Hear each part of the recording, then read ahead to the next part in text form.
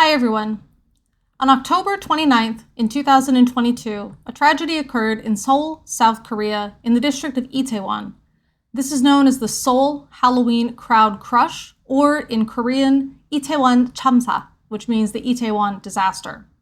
The reason I didn't make a video about it right away is because I wanted to see what would happen next. How would the government try to respond to this? And I also wanted to see what some people had to say from around the world, maybe some criticisms or recommendations. And so now that some time has passed, I wanted to make a video. Now, while there's an actual number recommendation, I believe it's 4 people per square meter, or definitely 6 people per square meter, that means a crowd crush is more likely to happen. What I told my students is that you basically need 3 components. Number 1, a crowd of people.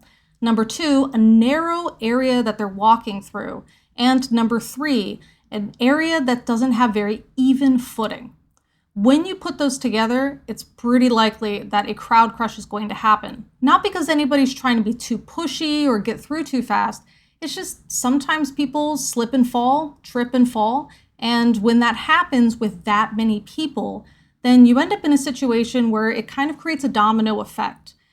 The people behind also can't see that there's something going on in the front, especially if you're walking, for example, downstairs, like what happened in Israel a couple years prior to this. But they keep pushing, they keep coming forward simply because they don't know what's going on. And this causes people to continue to trip and continue to fall.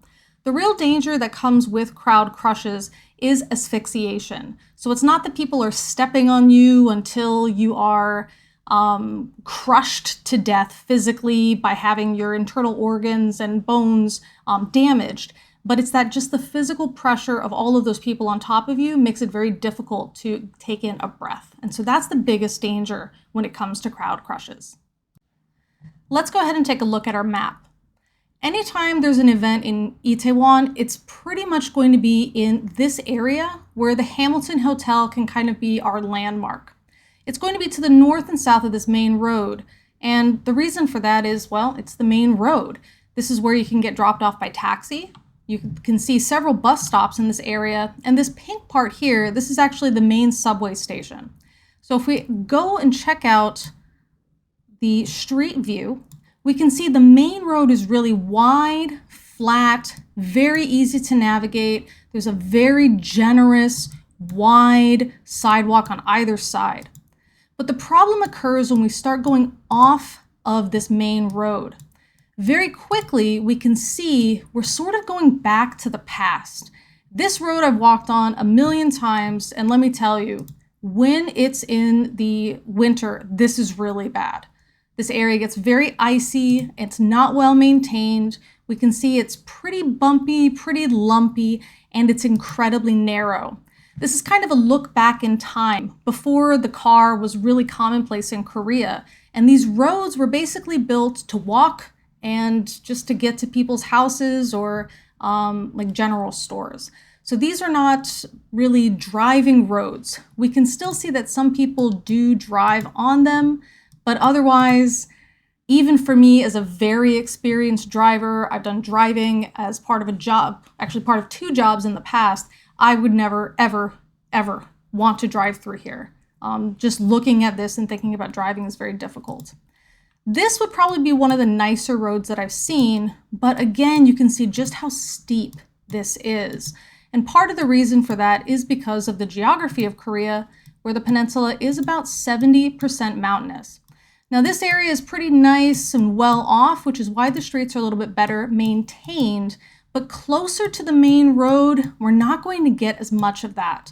And this is where the problem comes in. It's a really steep road, and people aren't totally used to being there. These are people coming to visit. They're not people that typically live in Itaewon. And there's parts where you're just going to trip, especially if you've had a little bit to drink. Now that you're a little bit more familiar with the terrain, we're going to talk about the amount of people that were there, and namely why nobody thought, boy, this is too many people crammed together. That was pretty much the most common criticism that I remember seeing at this time, was that people who've never been to Seoul were commenting that it's basically the victim's fault because If you see that many people crammed together in an area and you don't leave, then it's your fault for being too stupid, or that you didn't, this didn't set off a red flag or something. So let me show you a picture. The picture that you're seeing here is not from Itaewon, and it's not from that crowd crush event. This is a pretty common rush hour on the subway. That's it. In fact, all of these pictures are pretty common to see during Monday through Friday, morning rush hour, and evening rush hour traffic. For a lot of foreigners like myself, this is a very uncomfortable situation. It's just really hot, you're really crowded, and unless I really have to be somewhere at a certain time, if I gotta work late or something, I'm just gonna stay a little bit later and skip this ordeal entirely. So how are you supposed to get off of the subway? We can see there's one guy here trying to get off the subway. He's gotta push everybody. And for the people in the back, if they think that the people in the front should be moving onto the subway or moving off of the subway and there's no movement in the line, they start to push. Korea has it's called pali-pali culture. It means like do everything really fast. Literally, it means quickly, quickly. So it's this idea that we just have to do everything super fast. In fact, if you actually see this little display in the back, it's kind of hanging from the ceiling here. It actually shows there's another subway train coming next. And for some reason, people will still cram onto the subway train that's already there, even though there's another subway train coming 2 minutes later. And it never fails to amaze me how empty that second subway train is, because everybody tried to push their way onto that first subway train. Now, while there's nothing polite or comfortable or enjoyable about any of that, what I do want to explain is that when somebody who lives in Seoul goes to an event and they see there's a lot of people there really packed together, this doesn't set off any red flags. After all, people are on the subway multiple times a day, pushing on, pushing off, and there's no crushing event.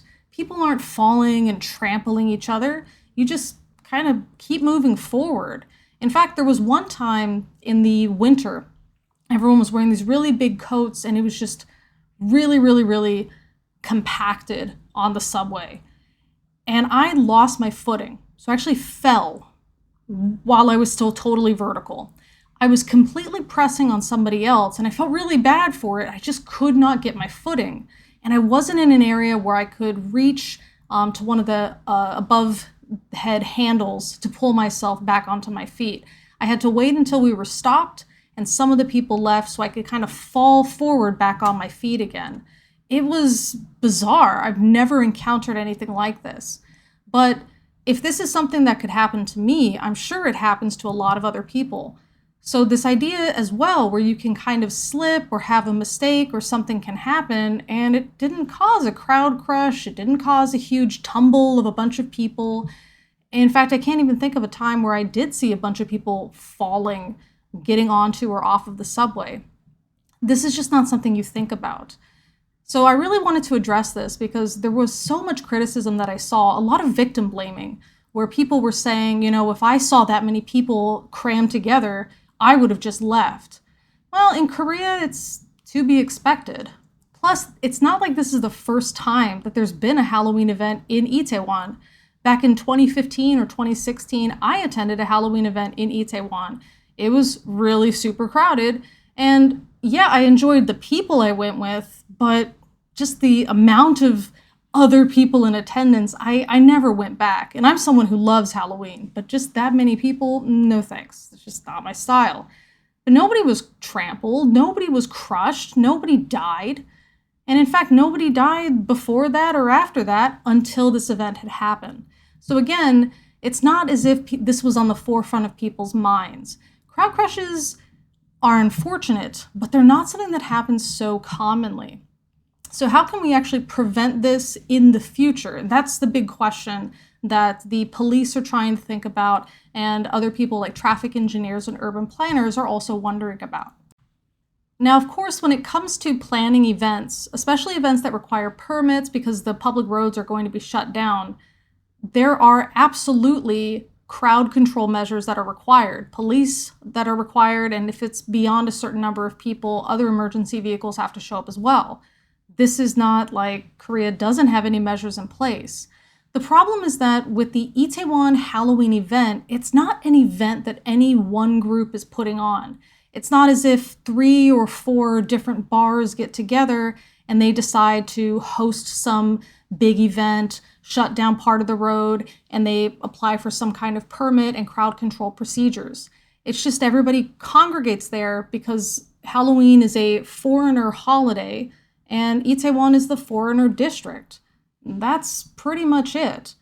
And this is where it became a problem because President Yoon had pushed for these investigations to happen for different leadership positions in things like the emergency personnel, such as, perhaps we can have an indictment, or is there any kind of investigation that needs to happen to punish some of these people for not doing their job.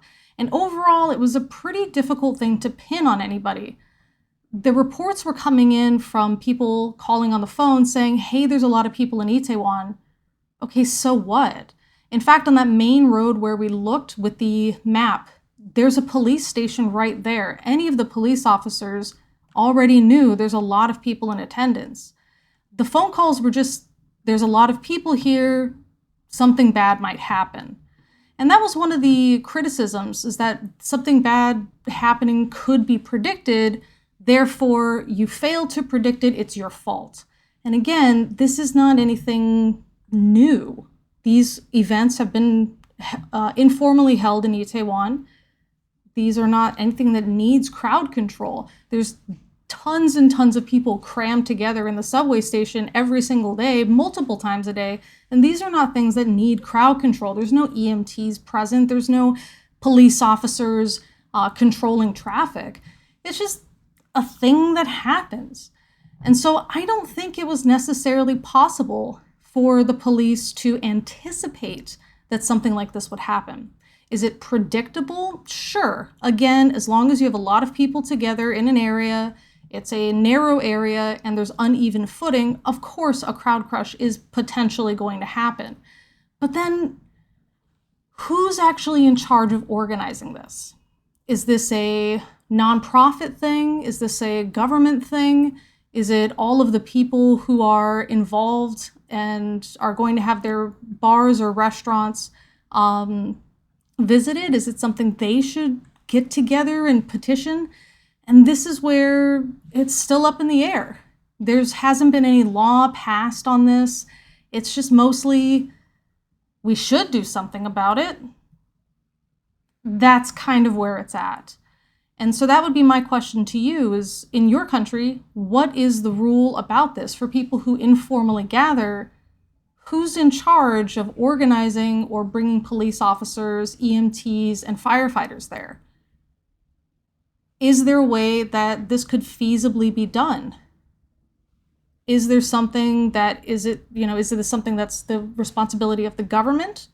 Is it the responsibility of each person in attendance sort of taking their life in their own hands if they're going to attend an event that's really, really population dense like this? Is it the responsibility of the businesses? Whose responsibility is it? And until we figure out whose responsibility it is, there's no real way to make a law that says this is the group that must do the thing. And that's kind of where we're stuck at.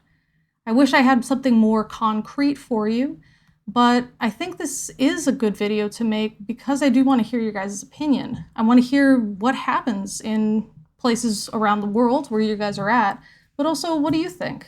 What could be the responsible party, or who could be the responsible party? With all that being said, thank you so much for watching the video, and please consider leaving a comment to share your thoughts on the matter. If you want to find different ways to reach me, there's a pinned comment in the comment section below, which also has a link to Patreon if you're interested in some exclusive live streams and other content for as little as $1 a month. But as always, guys, thanks for listening.